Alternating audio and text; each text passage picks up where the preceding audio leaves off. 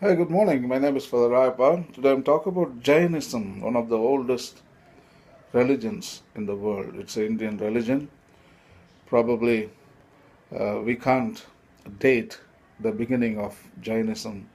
The Jain scholars say it is eternal. Jain Dharam is eternal. But only the 24th Tirthangara, Mahavir, uh, was born in present day Bihar, I think in Vaishali, around 600, 500 and something BC. So it's almost 600 years before Jesus Christ, Mahavir was born. So there is uh, uh, a great holy book called Uttaradhyayana Sutra. The book contains a lot of teachings of Mahavir. Many believe Mahavir's own teachings and own words are preserved in this Uttaradhyayana Sutra. So, Uttaradhyayana Sutra is one of the most important sacred books of the Shvetambar Jains, who venerate its antiquity and authority. From the style of its illustrations, this manuscript copy is dated to the early 16th century.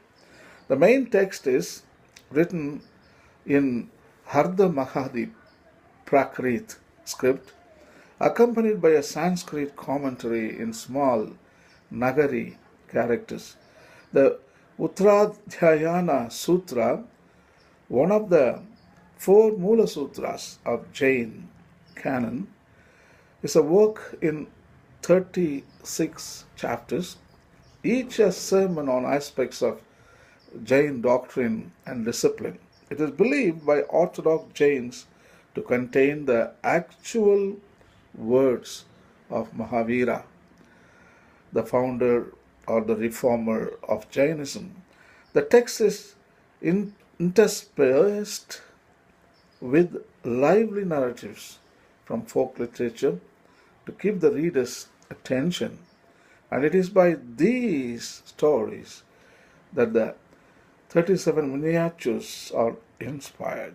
Illustrated manuscripts of the Uttaradhyayana Sutra are very rare, especially outside India. Jainism is an integral part of India's rich cultural heritage. It is an ancient religion propagated by great visionaries known as Tirthangaras, which means the ford makers. Lord Mahavira, the 24th Tirthangara of this religion, was an apostle of non-violence and compassion. His preachings influence every sphere of human life. Although he preached more than 2,500 years ago, his insights and teachings are relevant even today and bear special significance for the spiritual advancement of mankind. The teachings of Lord Mahavira are preserved in the Jain Agamas. His last sermon is contained in the Uttaradhyayana Sutra, just as the knowledge of all the Upanishads is condensed in the Srimad Bhagavad Gita. The teachings of Lord Buddha in Dhammapada, so also the essence of Lord Mahavira teachings are found in the Uttaradhyayana Sutra. It contains not only the fundamentals of Jain philosophy, but also sheds light on moral and spiritual values. With its lucid language and simple message, it is an excellent guide for laypersons as well as scholars. Actually, I'm going to take some of the aphorisms from Uttara Dhyana Sutra and explain them on YouTube.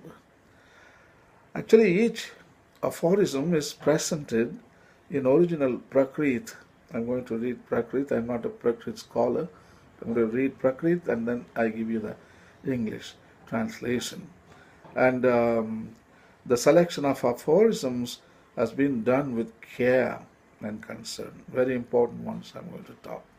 Anyway, Mahavira's teachings are an inspiration for humanity at large. I truly hope that my talks will bring peace and solace to humanity, which is suffering from grief, tension, and conflict in modern times. So here comes one of the aphorisms on greatest victory. Mahavira was a Kshatriya, so he knows about war and is an expert to comment on war. But he's not talking about a war which happens outside, like a Kalinga war or a Gulf war. He talks about the inner war in each and every person. And he says, those who can conquer their own ego or their own self, he is the victor, he is the Jaina. So that is what Mahavira is saying. So we can find Uttaradhyayana Sutra, chapter 9, verse 34. This is a Prakrit text. Jo sahasam sahasanam samgame duje jine yegam jineja apanam isa sa paramo javo. The translation is, victory over oneself is greater than conquering thousands and thousands of enemies on the battlefield. A true conqueror is one who conquers his own self. The second one on self-conquest, how to win yourself from your own possessions, your own belongings, from your own ideas, from your own greed and violent attitudes, how to liberate yourself, in other words. And today, so most difficult thing to conquer our own egos and our own self-image and our own practical relativism. Everybody has the practical relativism, isn't it? That is your own theory about life, and you give value to your own philosophy. You don't care what's going on outside. So that's a practical relativism. So from that, we need to come out, liberate ourselves. Self-conquest is the most difficult. So the Prakrit text reads like this. It is from the Uttaradhyayana Sutra, chapter 9, verse 35. Apana meva suja hahai kimte sujhena bajao apana meva mapanam jaita suhame he. The English translation is, fight with your own self. What will you gain in fighting with the external foes? One who fights and conquers one's own self alone experiences supreme bliss. So the third part in this is called self-restraint. Mahavira gives advice on how to restrain yourself, how to refrain, how to be frugal, in other words. Set limits to your own passions, possessions, about your own fame and glory, about consumption even today. It's very dangerous. So how to self-restrain your own attitudes of greed, which is imbibed in the consumption today, the culture of consuming everything.